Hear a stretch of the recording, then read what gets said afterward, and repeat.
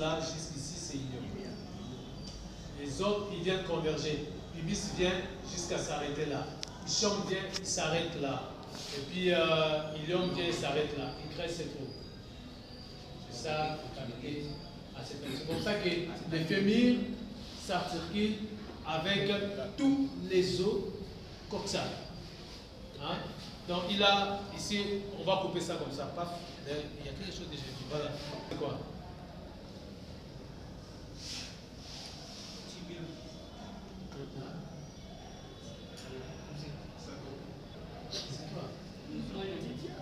C'est toi.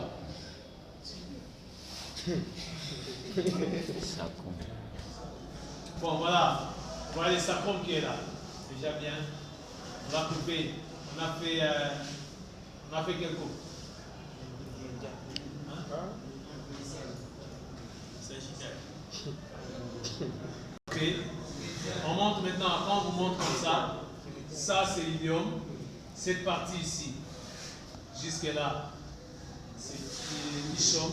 Et cette partie qui va comme ça, c'est ce qu'on appelle le pubis. Et c'est comme ça qu'on vous parle, si pour ceux qui veulent se faire opérer, on vous dit qu'il faut raser les poils pibiens. Les poils pibiens viennent du pubis. C'est clair. Alors, il faut protéger bien cet os, il est un peu fragile. Il faut seulement demander à mon ami, comment on appelle, Verratti, qui avait une pubalgie. Il avait une douleur au niveau de l'os pibien. Il faut demander comment il a touché ça. Vous avez un animal comme ça, quand vous faites le fluide rectal, vous allez aller comme ça, et puis votre main doit descendre comme ça. Et à l'intérieur, votre main doit toucher au plancher de l'os coxal, soit au niveau de la partie antérieure de l'os pibien. Et quand tu vas bouger maintenant, quand tu arrives là, tu touches comme ça, seulement à ta droite, là, à côté, vous aurez le cervix. Si l'animal n'est pas encore gestant, vous allez toucher. Le cervix, c'est ce qu'on appelle col de l'utérus. Vous aurez ça seulement avec votre doigt. Vous pouvez même toucher ça comme ça, pour qu'on sache qu'on est au niveau de l'appareil génital, il faut que votre main puisse toucher là. Quand vous touchez, vous allez sentir que vous êtes en train de toucher un os. Ce n'est pas n'importe quel os, c'est l'os pibien que vous touchez. Et ça sera votre référence. Et c'est comme ça on dit que tout l'organisme a la bouche et tout l'organisme a les yeux. Tout l'organisme parle et marche.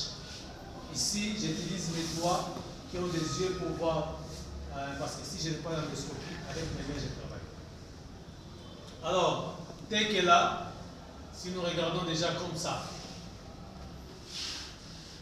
on sait directement que c'était le bassin d'un taureau, ou bien d'un mâle, pas une femelle. Avec une femelle, on doit y avoir déjà ici une fissure. Ça doit s'écarter un peu. Et c'est ce qui fait que les femmes ont des bassins.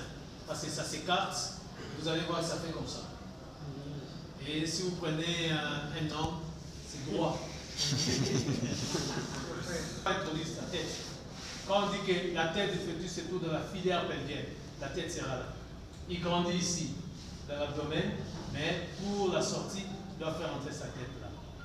Et la bonne position, c'est comme on dit la position cervico-pelvienne, ou bien cervico-sacrée. La tête doit toucher, le cervix de petit doit toucher les sacrums pour sortir. Et les fœtus, en principe pour les animaux, ils sortent d'abord avec leur main comme ça. Il met ça devant avec sa tête. En telle scène que s'il commence à sortir, qu'il y a un problème, on peut tirer avec les doigts, les membres qui va faire sortir. Et quand sa tête arrive là, ici, la relaxine va commencer à tirer maintenant les deux bouts ici. Pour dire que non, vous devez vous ouvrir pour que le petit passe.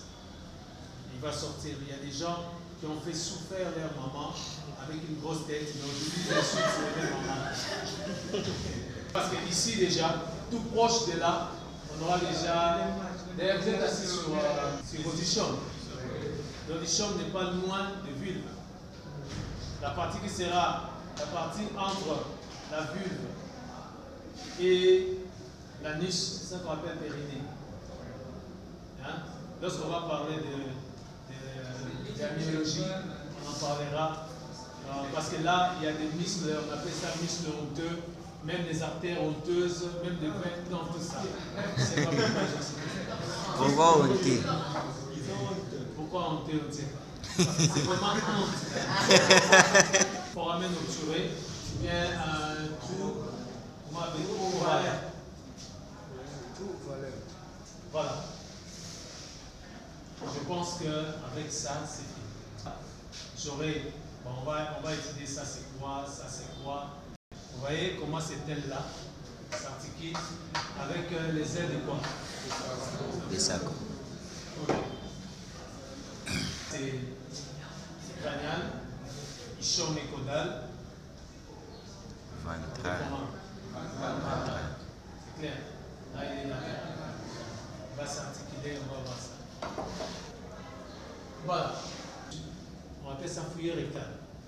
Vous entrez comme ça, quand il tourne ses mains comme ça, au-dessus, vous allez sentir la frénétration des artères qui sont là. Si l'animal est gestant, vous allez sentir que l'artère, il y aura les sangs qui vont couler à flot. Vous allez sentir ça avec directement. Mais si l'animal n'est pas gestant, déjà à partir de là, vous allez sentir carrément. Pourquoi ça va aller à flot? Parce qu'il faut qu'il y ait beaucoup de sang chez le fœtus pour s'assurer. C'est clair? Déjà. Mais ça peut arriver que le fœtus, au lieu d'engager sa tête comme ça, il sera en position de chien assis. Il peut être ici, il présente sa queue. C'est compliqué, il faut le repousser. Tout s'il présente sa queue, c'est compliqué. Si c'est main comme ça devient compliqué encore, plus compliqué. On peut encore accepter qu'il puisse, au lieu de faire sortir sa tête comme ça, il tourne même sa tête comme ça, c'est encore un peu bien. On peut le faire sortir. Mais si vous sentez seulement qu'il y a un danger, d'ailleurs, pour les vaches laitières, en Europe par exemple, toutes les vaches laitières subissent toujours la césarienne. Ils ne mettent pas bas. Il n'y a pas de vélage chez elles plutôt. Parce que si vous attendez un vélage, vous allez voir avec un petit trou qui pèse déjà 75 kg, 80 kg, c'est un problème. Vous comprenez? Mais maintenant, quand on parle déjà d'explosif, c'est une difficulté. Vous n'allez même pas étudier ça en physio de la reproduction, mais vous allez étudier ça dans l'obstétrique. L'obstétrique, et puis il n'y a que dans l'obstétrique qu'on va vous parler de ça. Pathologie de la reproduction, ça vient de la physiologie de la reproduction. Vous saurez quoi les noms, c'est clair.